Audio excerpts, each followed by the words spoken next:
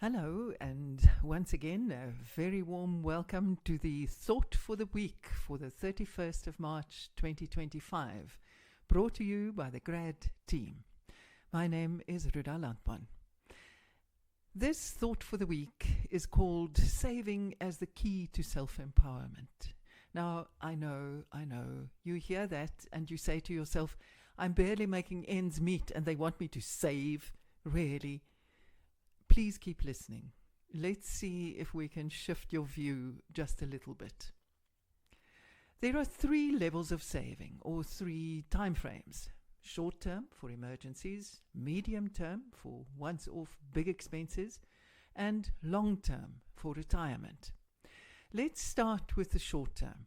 That's the emergency column that we included in your budget, remember? Remember the way we set it out? The first column said bank, or the total available, and then that is broken up into food, toiletries, airtime, clothes, family, and emergency.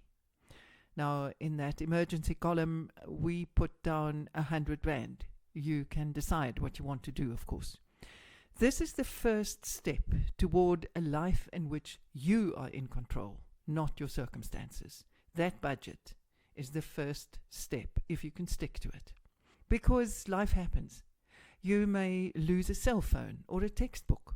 Your granny may get sick, requiring you to go home urgently. You yourself may get ill, needing to see a doctor and pay for medicine.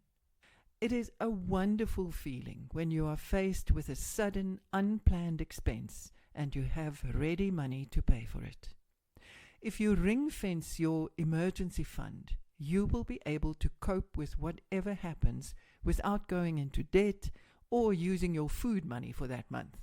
Put this fund into a separate account, perhaps a savings account with a 7-day notice period so that you get some interest. This money buys you peace of mind. Do not use it for other budgeted items like clothes or food. Now let's think about the medium term. Even if you get a job immediately after finishing your studies, you will need money to see you through the first month until your first paycheck. You will need professional clothes. You may need a briefcase of some sort or a deposit on a place to stay.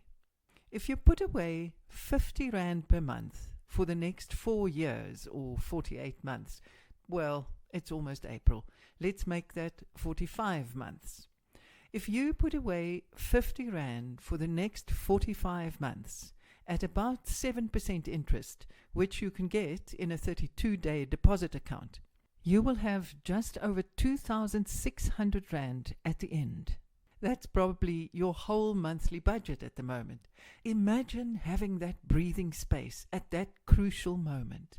Imagine how proud you will be of yourself. And the best thing about it will be that the interest over the period comes to more than 300 Rand. Interest will add 6 months' worth of your contributions. That happens because interest is added every month. If you don't withdraw it, you get interest on the interest, also known as compound interest. Compound interest is a money superpower, and it grows like a snowball rolling downhill. The longer you leave your money to accumulate compound interest, the more astonishing the results. That's, of course, especially true when you start thinking long term towards the day you can't even imagine now when you want to retire. We'll pick that up next time. But just before we say goodbye, if you're interested in this kind of future gazing, Excel has a function which works like a charm. Open a workbook and click on FX in the top left corner. Then there will be a drop-down menu. Choose FV for future value. Fill in the blocks, click OK, and you have your answer. How much your savings will be worth if you put away X for Y months. Just 2 notes. Remember that the interest rate is usually given per year, so you have to divide it by 12. Look at the values in my calculation below. Go to the newsletter on your phone to see. I've made a little snip of what Excel looks like. Secondly, the answer is given as a negative amount. Don't worry, that's academic. The figures are correct. Happy studying and be careful with your money.